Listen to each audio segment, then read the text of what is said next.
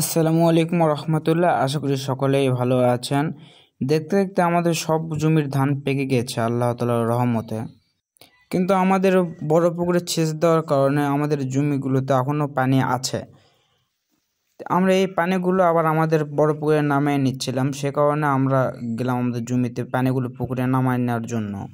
পানি না নামালে আমাদের এই জমিগুলোতে আলু চাষ হবে না, সে কারণে আমরা এই জমির পানিগুলো সব আমাদের বড় পুকুরে নামিয়ে নিচ্ছিলাম।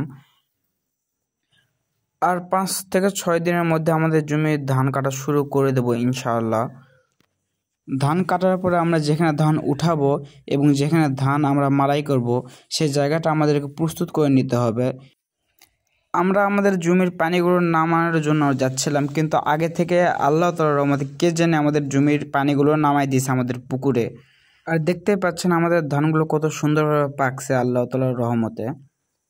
আমরা যেখানে ধানগুলো তুলব সেখানে প্রস্তুত করা বলতে ওই মাটিটাকে আমরা হাল বব, হাল দেওয়ার পরে আমরা ওই মাটিটাকে আবার ডাবাবো, ডাবানোর পরে আমরা লেপ দেওয়ার পরে আমাদের ধানটা উঠাবো আমরা ওইখানে। সেই কারণে আমাদের একটু সময় লাগবে ওই জায়গাটা ঠিক করার জন্য।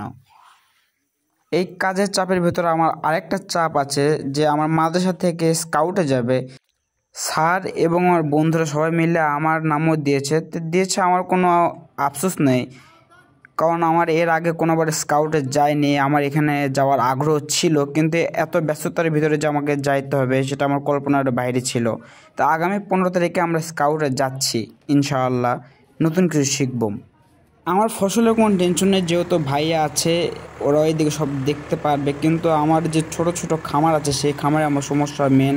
যেহেতু আমার খামারের কাজ আমি নিজের হাতেই করি, সে কারণে এইদিকে আমি একটু টেনশনে আছি যে এই 5টা দিন আমার খামারটা দেখে রাখবে কে। যেহেতু এই সময়টাতে মুমিন ভাতিজার পরীক্ষা চলতেছে এবং কাউসারের কলেজ একদম খোলা, ফুলদমে তার কলেজে ক্লাস হচ্ছে, সে কারণে তাদের দুইজনেরই সমস্যা। সেই কারণে আমার একটু টেনশন মাথার উপরে আছে। এর ভিতরে আবার আমার মাদ্রাসায় যাওয়া পড়ছে কয়েকদিন ট্রেনিং করার জন্য। আমার এদিকে সমস্যা, আমি এইদিকে কোনো কাজই করতে পারিনি প্রায়।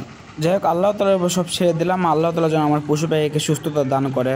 আমরা প্রতি বছরই আমরা আমাদের এই নিজস্ব ট্রিলার দিয়ে আমরা হালটা বয়ে থাকি, কিন্তু এই বছর ম্যাচে আসার কারণে আমরা ম্যাচে দিয়ে হালটা বয়ে নিলাম। যেহেতু আমাদের একটা ভাতিজা ম্যাচে কিনছে, ম্যাচে কেনার ফলে আমাদের ভালোই হলো। যেহেতু আমাদের অ্যাগনেটা বড় ছিল, টিলার দিয়ে হাল বইতে গেলে আমাদের সময় বেশি লাগতো, তো আমরা টিলার দিয়ে আবার মাটিটাকে ডাবাই দিচ্ছিলাম।